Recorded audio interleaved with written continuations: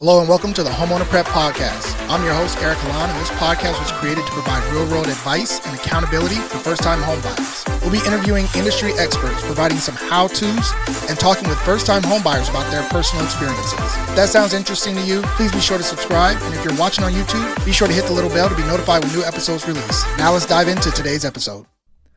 Welcome to the Homeowner Prep podcast. We have a great episode today, being that we have Mother's Day coming up this week.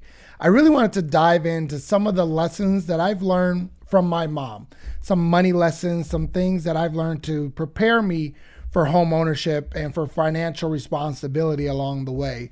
I know that there's probably some lessons that you've learned as well from your mom or, maybe a grandmother. And I want you to share those with us. If you're watching on YouTube or wherever you see this video, if you're just listening on any of our podcast channels, definitely chime in. Let us know. Put a comment in. We may even give away a prize to a special person who left a comment for us. But we just want to kind of hear, what did your mom teach you about money? What lessons did you pick up growing up that have kind of set the path for you as you may have been on your journey to buy your first place or maybe getting your credit right? Or for me, the first and foremost thing that I actually learned was budgeting. So if you learned anything along the way from your mom or your grandma, let us know. We love to hear from you. So let's dive into today's episode. There's a few things that I learned that I want to go over that I learned from my mom. In recognition of being a single mom, she really tried her best. She did the things that she could do to make sure that all of our needs were provided for and a lot of our wants. We did a lot of fun things. We had a lot of great memories. And I think because of these lessons, I've kind of become a better with my money, understanding the importance of, working hard and things of that nature. And I learned that from my mom. So definitely want to honor her with this episode. So the first thing, like I mentioned, was budgeting. The first thing that I ever remember seeing my mom do was writing out her monthly budget. And she would do it, an old school way. It's just it's a paper, it's a pen, pencil maybe, because you got to erase and got to make things work. And as a single mom, I saw her doing what she had to do to make sure that, again, all of our needs were covered. But she also budgeted for some things that were, some memory makers. We would actually go back east. My mom's family is from Massachusetts. And so she would, make sure that we had the time to spend and make the memories back east. And so there are things that she had to do to make sure that her budget was set, especially as we were coming into the summer months, to make sure that we can make that trip. It's not cheap, I'm sure. It wasn't cheap back then, for me and my brother to go back east and visit family and things of that nature. But that was all because of budgeting. And so I did see her writing out a monthly budget every single month, figuring out, what needs to be done in order to make sure that we can have all of our needs met, get a lot of the wants that we had, and then also playing sports and being active and things of that nature. And so, budgeting is very important, whether you do it the old school way with the pen and paper, or if you're using some of the latest technology, you can do that as well. One of the best apps that I can recommend for everybody who's doing a budget is called EveryDollar. So if you go to EveryDollar.com, it's actually a Dave Ramsey product, but it'll help you with your budgeting. It'll set it up for you. You can actually carry over the previous month, make things a little bit easier. You can track it through the app and do entry as you're out and about. Maybe if you're out shopping, you can put it in. So you have instant access to it.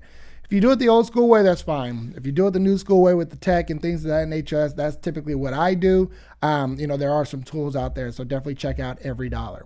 The second lesson that I actually learned ties into budgeting, and it's this word called Finagle.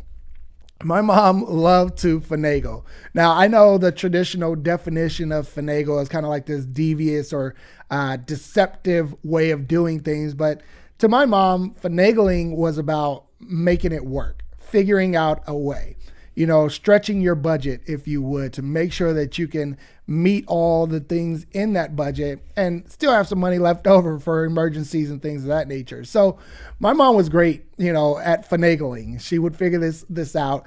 And it's a word that she's carried on. I still hear her use it even nowadays. I think my kids know it, what Grammy means when she says that she's going to finagle, and it's just about figuring it out. Sometimes as a parent, as a single parent, you just got to figure it out. I've helped a lot of single parents buy a home, and it's not easy. Definitely it's a lot easier when you have a dual income household and things of that nature. But as a single parent, you figure things out. And I think that resiliency really showed. And so it was an example for us as kids growing up to say, hey, you know what? You make it work. You figure out ways to get things done to make sure everybody is paid, and that the responsibilities are covered. And so finagle, my mom owns that word now. Like I said, she's kind of redefined finagle in my eyes. And so sometimes if you are going through your budget, you're realizing that, maybe there's not enough money there. There's some carryover from the previous month, or you're trying to pay off some debts and things of that nature.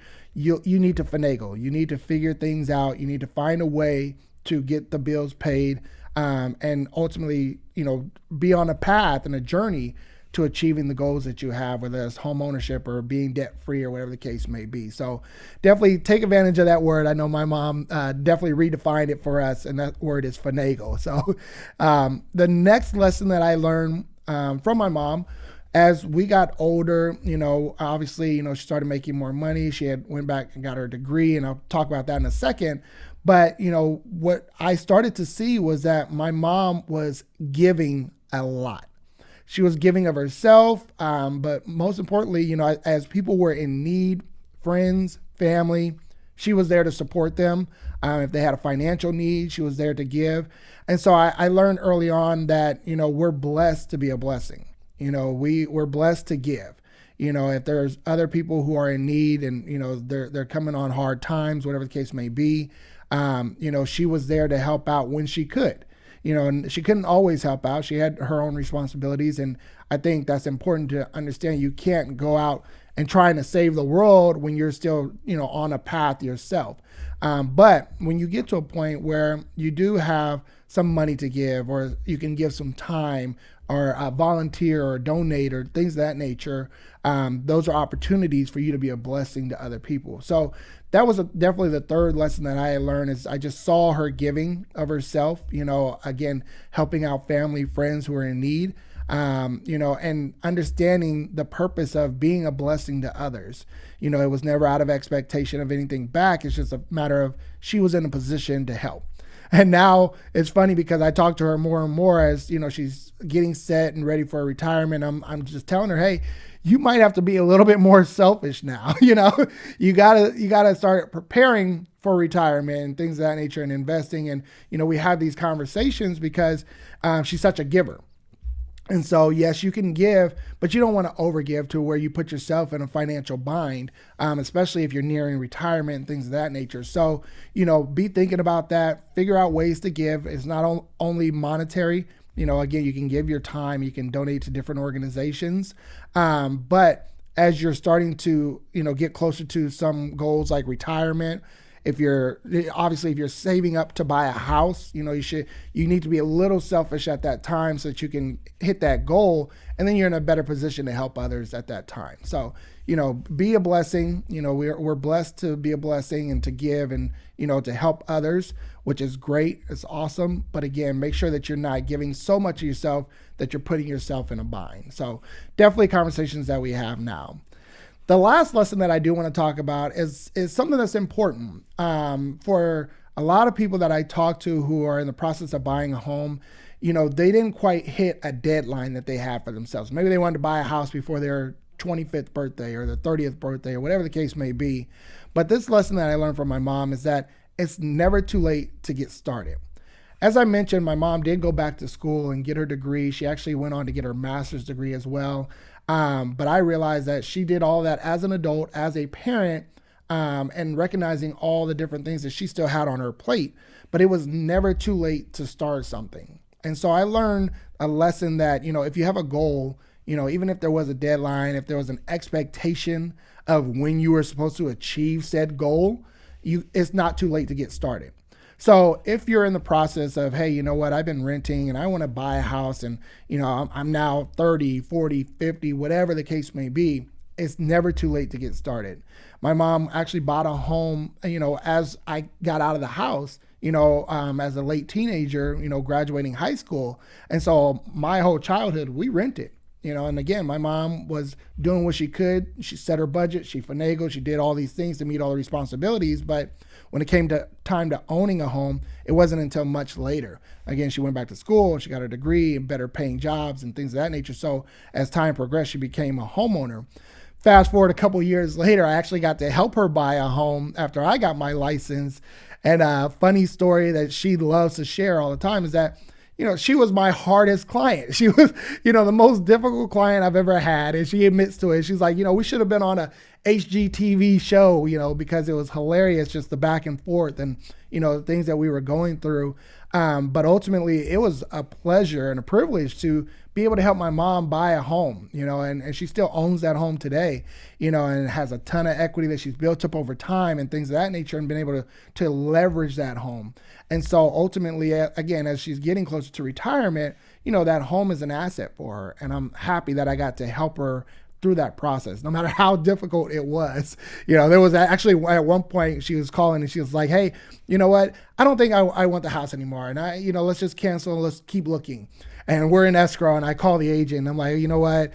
Sorry, we got to back out, and it's something that agents don't typically like to do. Your reputation is on the line and you get into escrow, you want to follow through and make it to the finish line. But I had to make that call. My mom is, having second thoughts and, we're going to keep going. And then she calls me back, I don't know, maybe a day or two later. Oh, you know what? I do want to move forward. I do want the house.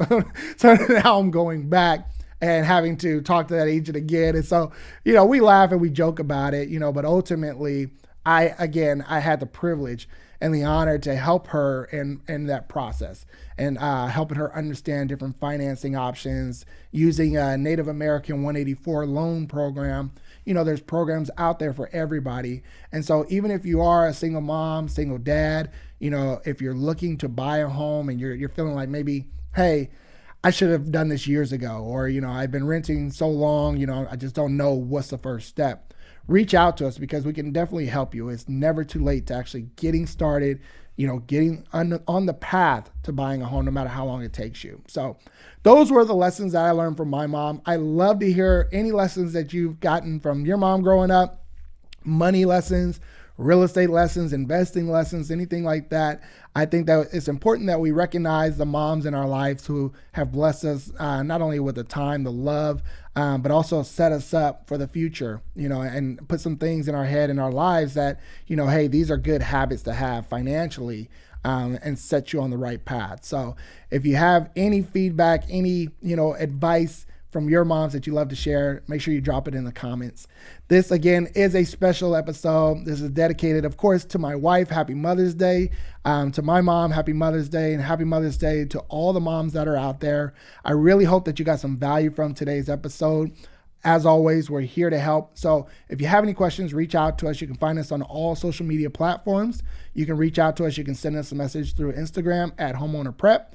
And we'd love to hear from you. So hope you got some value from today's episode. Looking forward to delivering more great content to you next week. And until then, be blessed. I hope you got some value from today's episode. If you know someone who could benefit from hearing this show, be sure to share it with them. And if you're listening to the podcast, we'd love for you to drop us a review. We'd also love to hear from you if you have any questions. So reach out to us on Instagram at Homeowner Prep. Who knows? We may read your review and answer your question on one of our future shows.